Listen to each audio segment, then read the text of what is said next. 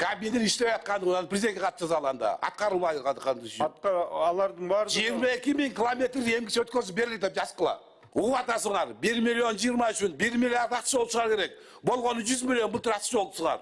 Калай каты 900 миллион аяктанды. демек бирөөнүн чөнтөгүнө чыгып атат да. Кантип каналдарды ремонт кыласыңар? Кантип айлыкты көтөрөсүңөр анда? Отура бергиле анда ушундай ойдон. Нурлан мырза,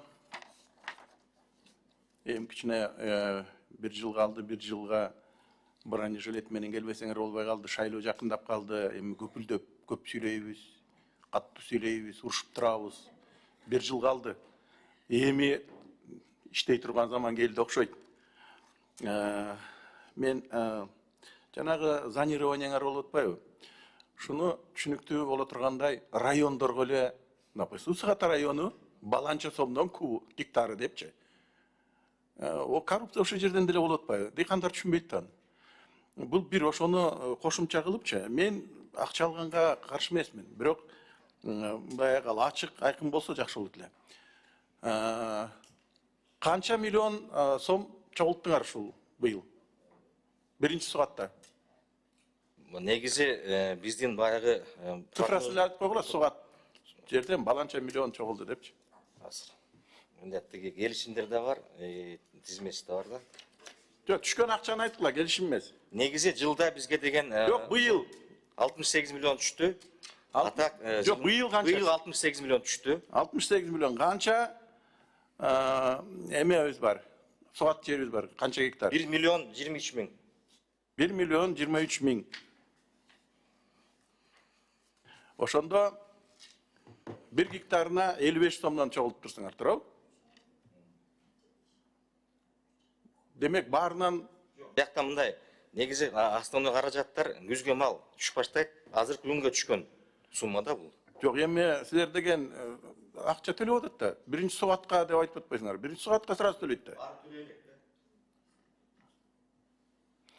Эми кызык болуп атасыңар да. Ошондо калгандар чөнтөккө түшүп атат да. Биринчи сугаттан жок дегенде 500 миллион сом түшүш керек да, туурабы? Сиз айткандай прогноз боюнча 500 миллион сом Түшүш керек эле азыр, туурабы? Бирок дыйкандарыбыз баары төлөп берилек. Болгон 68 миллион түштү. Мен айтайын, саны 49.106 келишим түзүлгөн да бүгүнкү күнгө. Эгерде 500 сомдон гектарын санасак 136 эле миң гектардан түшүптүр да. 10%. Анан кийин эми проблема ушундан болот атпайбы? Баары санаганды билет. Демек чөнтөккө кетип атат да. Контроль барбы ошол райондордо канча акча түшүп атат? Жок, жарымысын төлөп койсоң квитанция керек жок, тим эле деп коет. Эми мындай да, эгерде биз мыйзамды кылсак, эгер түшүнүп атам 90%, 80% аткарсаңар, бирок инструкцияны кылып турсаңар, акча мынчадан деп турсаңар, анан болгону бир 10% чогултсаңар, бул туура эмес го? Бул коррупционный схема түзүп аткан жоксуңарбы? Эми анда 500 миллионнан сиз 130 кичинекей бир тыйын алып атсаңар, ошого сүйүнүп атсаңар. Демек, силердин азыр чыгарган дыйкандан алып аткан акчаңар мамлекетке зыян келтирип атат да. Сөзү көп болуп атат. Акча алып атат, минтип атат, баары айтып атат. Бирок ал акча түшпөй жатат. Чөнтөгүңөргө. Демек, бирөөнүн чөнтөгүнө түшүп атат да. Эми расчетный счетко мейли 10% түштү да, туурабы? Калган 90% чөнтөккө түшүп кетти да бирөөнүн. Жок, эми давайте мындай кылабыз. 1 миллиондон ашык сугат жери бар, туурабы? Орто эсеп менен 500 сомдон алайлык, так? Бир 500-600 миллион, так? А силерге канча түштү дейсиңиз? Эми 10% түшүптүр. Калганы каякта?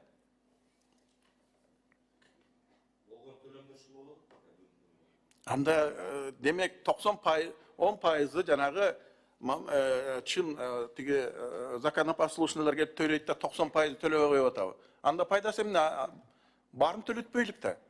Демек ошол 90% төлөбөгөндөрдүн ордуна 10% эл төлөп атабы. Анда айлыкты каяктан алып атат? 10%dan түшүп атат. Демек ошол айлыкка жетип атыптыр да,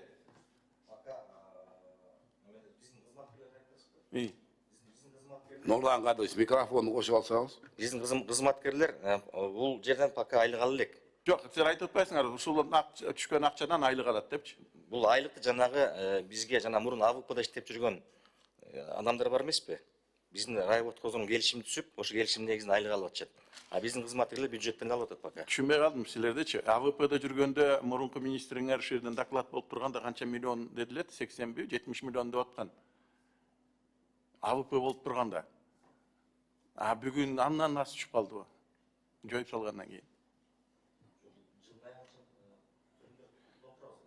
Жок, жылдың аягына чейин 1,5 миллиард болуп калып атпайбы? 3 сугат болсо. Бул биринчи сугаттан эле туруп 500 сомдон. Например, орто анан экинчи сугат болот. Үчүнчү сугат болот. Эгерде 3 жолу сугарсак эле 1,5 миллиард болуп атпайбы? Орто эсеп менен. Өзгөндө албай, өзгөнүн 7,000 сомун албаганда 500 сомдон эле. Менин оюмча бул биринчи, экинчисинен эмне үчүн силер акча алышыңар керек ошол сугатка? Эмне себептен? Сугарып аткан, то есть каналды баарын Каналдарды калыбына келтирүү үчүн, тазалоо үчүн, ошол жана айткандай услуга үчүн. 2 жылдан бери какшап келатам. Мен ушу комитетке суранарымда, комитеткечи алып келишсенчи, 1 километр каналыңарга кызыл китеп алып келгилечи. Техпаспорт, правоустанавливающий документ, госимуществонун приказы, ушу каналдардын баарын силерге өткөрүп бердик дебичи. Бул мамлекеттики да турабы? Каналдар мамлекеттики. Мамлекет силерге берген жок. Бүгүнкү күндө берген жок. Силер деген өз билимде алып алганыңар болбойт. Мамлекеттин оокатын госимущество башкарат, турабы? Госимущество бүгүн приказ чыгара элек силерге.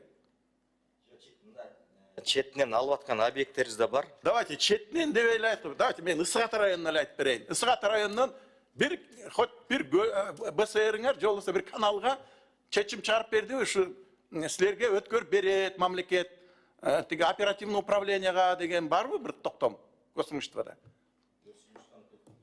Жок, алар Бир алар мамлекеттик окат, потому что силер мындай бир барсыңар, бир жоюлуп кетесиңер, ликвидация болуп кайра пайда болосуңар, ошол үчүн госимущество кайра силерге өткөрүп берип туруш керек эле.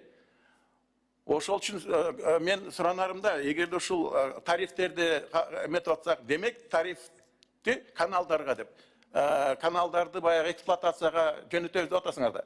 Ошол үчүн мен ойлоп атам, комитетке булар ошол госимуществонун токтомдорун, приказдарын алып келиш керек, что каналдардын баарын буларга бекитип берди депчи. Анан кийин разделительный баланс болуш керек. Айыл өкмөттүкү кайсы жерде, булардыкы кайсы жерде. Анан жөн эле канал биздики бүгүндөн баштап деген болбойт. Бирөө мамлекет буларга өткөрүп бериш керек болчу. Өткөрүп бергенден кийин ошо каналды башкарат, ошо каналды көзөмөлгө алат, ошого каналдарга акча алат. Ошол үчүн эмки заседанияга мен поручение берип коелу, алып келсин ушундай токтомдорду. Башка райондор если албай десе, Ысыгатаныкын алып келгиле. Отдел тапшырма жазып койгулачы госимуществого. Берсин бизге унча акты боюнча. Анан негизинен да Акт жана землеотвод акимдер берет, кызыл китептичи. Бирок алар ушул госимуществонун приказын негизинде бериш керек да. ошол боюнча приказы боюнча кат жазгыла, кийинки жыйынга алып чыгалы бир санкция боюнча. Анан негизинен мындай айткылычы Нурлан Кадырович, канча алат ООС начальниги райондордо? ООС начальниги райондогу колго алган айлык маянасы 14,000 сом. 14,000 сомго азыр иштей ООС начальниги. Иштеп атышат. Иштеп атат. Анда ошол чөнтөк менен иштеп атат да. Анда Акбөгөндү көз туура айтып атат. Анда чөнтөк иштеп атышабы анда. 14,000 сом кантип иштеп атышат азыр?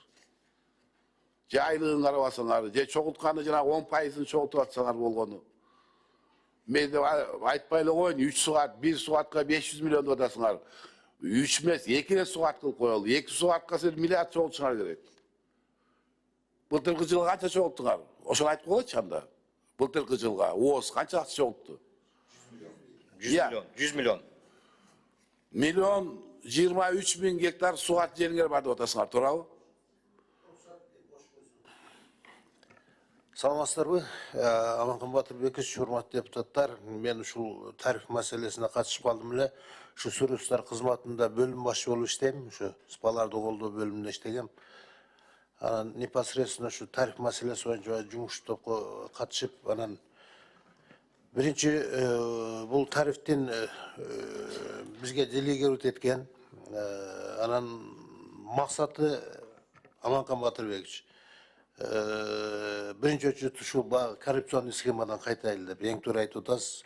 Биз ар бир райондо ушул ички чарбалык каналдарды кабыл алып, анан ар бир дыйканды райондун ичинде база данык түзөлү деген максат болгон. Спаларды жок болуп, же болбосо өз каалоолору менен бизге өткөзүп берип, ошон үчүн жергиликтүү бийлик органдары менен 270-90 негизинде алар инвентаризация жүргүзүш керек. Комиссиялар түзүлгөн райондордо ар бир айыл өкмөттөгү ички чарбалык каналдарды тактап, комиссионно госимуштоого жана бизге өткөзүп бериш керек да. Ал жумушта жүрүп атат, бирок аягына чыккан жок. Аягына чыкпайт, аны айтпагылачы. Биз системаңарды көрдүк айланайын. Системаңар боюнча айыл өкмөтү жизнь өткөзбөйт силерге. Сер каналды эле демен атып, жанагы госимустан приказыңар чыгарып аллачы баланска болду. Андан кийин көрөбүз аны. А силердин ал жери талкууңар көп экен, тигил документ, бул документ, стоимость определять эч керек экен ал каналдын. Анын баары ким бүтүрөт? Кайсы айыл өкмөт бүтүрөт аны? Ошондо маселе Ал кызыктар эмес айыл өкмөтү азыр анда. Ошондо маселе болуп туруп калып атат да. Маселе болсо чечпейсиңерби? Алда турбайбы жаныбар калганчы. Сиз ИО министрисизби азыр? Чечпейсиңерби? Эмнени карап отурасыңар? Айыл өкмөт өткөзбөйт силерге азыр. Аякта условияңар аябай мындай татаал экен. Канча километр дедиңер бар? Кыргызстан боюнча. 22 миң. Иә. 28 миң. 28 000 километр. Канчасы силерге турат азыр?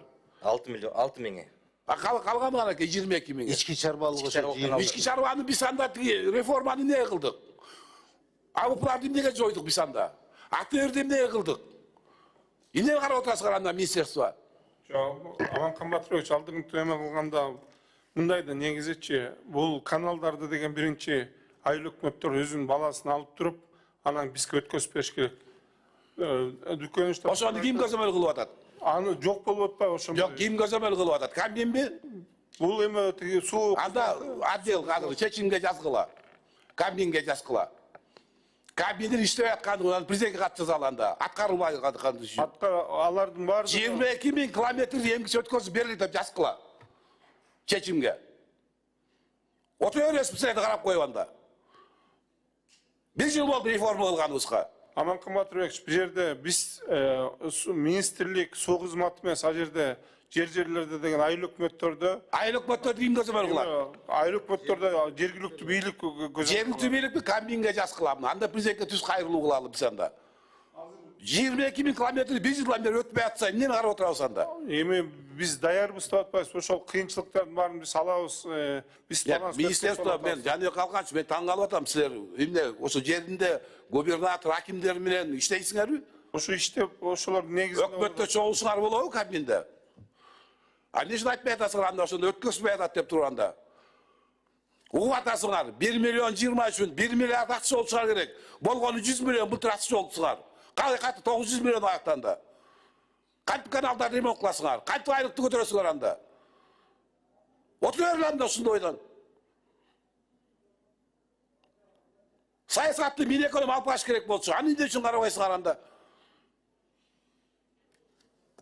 Bir kızıkтай мамиле кылып атасыңар да бүгүн. По порядку кетели казыр. Так он көчү.